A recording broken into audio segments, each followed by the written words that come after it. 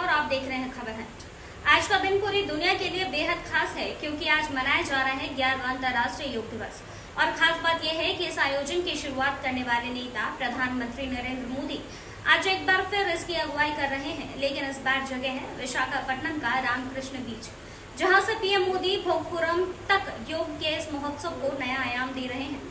एक तरफ लहरों की गूंज, दूसरी तरफ हजारों लोगों का एक साथ योग करते हुए वो दृश्य जिसने भारत की हजारों साल पुरानी संस्कृति को आज एक दुनिया के कोने कोने तक पहुंचा दिया है। प्रधानमंत्री नरेंद्र मोदी ने 2014 में जब संयुक्त राष्ट्र महासभा में योग को वैश्विक मंच पर लाने का प्रस्ताव रखा था, तो शायद किसी ने नहीं सोचा था कि 21 जून का एक दिन पूरी दुनिया का कैलेंडर पर योग दिवस के रूप में दर्ज हो जाएगा। लेकिन हुआ यही, संयुक्त राष्ट्र ने भारत के प्रस्ताव को सिर्फ स्वीकार ही नहीं किया, बल्कि 193 सदस्य देशों में से रिकॉर्ड 177 देशों ने इसे सह प्रायोजित किया है, जो अपने आप में एक ऐतिहासिक उपलब्धि है। 2015 से लेकर अब तक हर साल 21 जून को दुनिया भर में योग दिवस मनाया जाता है और हर साल पीएम मोदी खुद एक अलग शहर में जाकर इस आयोजन का नेतृत्व करते हैं।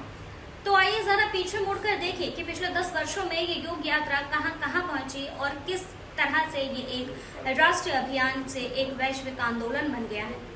2015 में कर्तव्य पथ नई दिल्ली से एक महाअभियान की शुरुआत हुई, जिसमें खुद पीएम मोदी और 84 देशों के प्रतिनिधियों सहित 35,000 से अधिक लोगों ने भाग लिया था।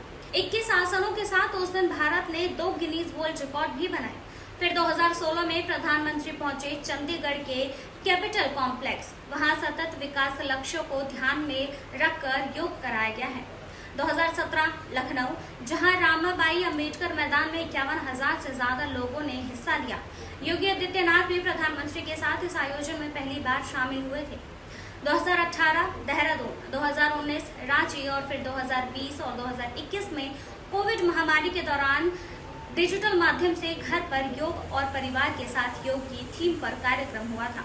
लेकिन 2022 में ये कार्यक्रम फिर से पूरे जोश में लौटा, मैसूर पैलेस ग्राउंड कर्नाटका में। यह मानवता के लिए योग का संदेश दिया गया और पहली बार गार्जियन रिंग नामक वैश्विक पहल शुरू की गई, जिसमें 79 देशों में भारतीय मिशनों और संयुक्त राष्ट्र की एजेंसियों ने हिस्सा लिया था। 2023 की बात करें तो वो साल भी ऐतिहासिक रहा है। प्रधानमंत्री मोदी न्यूयॉर्क स्थित संयुक्त राष्ट्र मुख्यालय पहुंचे, जहां उन्होंने 135 देश के प्रतिनिधियों के साथ योग किया।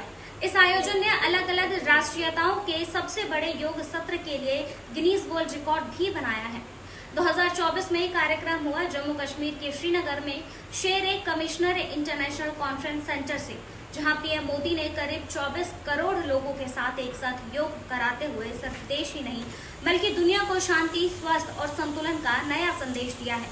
और आप बात करते हैं 2025 की, तो इस बार प्रधानमंत्री पहुंचे हैं आंध्र प्रदेश के विशाखापट्टनम। रामकृष्ण बीच से लेकर भोरपुरम तक 26 किलोमीटर के क्षेत्र में हजारों की भीड़ उमड़ी है और एक ही उद्देश्य के साथ योग करें, निरोग रहें। इस साल की थीम है योग एक पृथ्वी एक स्वास्थ्य के लिए, यानी योग न सिर्फ किसी एक व्यक्ति या देश के लिए है बल्कि ये पूरे पृथ्वी के लिए एक उपचार है। अपने संबंधों में पीएम मोदी ने कहा, योग हमें मैं से हम की ओर ले जाता है और आज दुनिया को उपचार दे रहा है। योग नफरत और तनाव के इस दौर में दुनिया को शांति और संतुलन का रास्ता दिखा रहा है। प्रधानमंत्री ने ये भी कहा कि योग सिर्फ शारीरिक व्यायाम नहीं है, ये जीवन जीने का एक कला है, एक दर्शन है और एक वैश्विक और एक वैकल्पिक चिकित्सा पद्धति है। जिस दौर में पूरी दुनिया मानसिक तनाव, अवसाद और जीवन शैली से जुड़ी बीमारियों से जूझ रही है, उस समय योग एक समाधान है। आज अमेरिका से लेकर ऑस्ट्रेलिया, जापान से लेकर अफ्रीका और यूके से लेकर गल्फ देशों तक हर जगह भारतीय मिशन और वहां की स्थानीय सरकारें मिलकर इस दिन को बड़े उत्साह से मना रही है। एक दिलचस्प बात है, और आज विश्व की सबसे बड़ी तकनीकी कंपनियों के दफ्तरों में भी योग सेशन हो रहा है और स्कूल कॉलेज में योग न सिर्फ एक खेल है बल्कि एक जरूरी दिनचर्या बन चुका है। आखिर में ये कहना गलत नहीं होगा, जो पहल 10 साल पहले भारत के प्रधानमंत्री ने की थी वो आज एक वैश्विक क्रांति में बदल चुकी है। योग अब सिर्फ भारत का नहीं बल्कि पूरी मानवता का है। और जैसा प्रधानमंत्री मोदी ने कहा, योग हमें जोड़ता है शरीर से आत्मा तक और व्यक्ति से समाज तक। तो आइए इस अंतर्राष्ट्रीय योग दिवस पर हम भी प्रण ले कि योग को सिर्फ एक दिन की रस्म न बनाएं, बल्कि इसे अपने जीवन का हिस्सा बनाएं, हर दिन हर पल। फिलहाल के लिए बस इतना ही। आप देखते रहिए खबर हंट।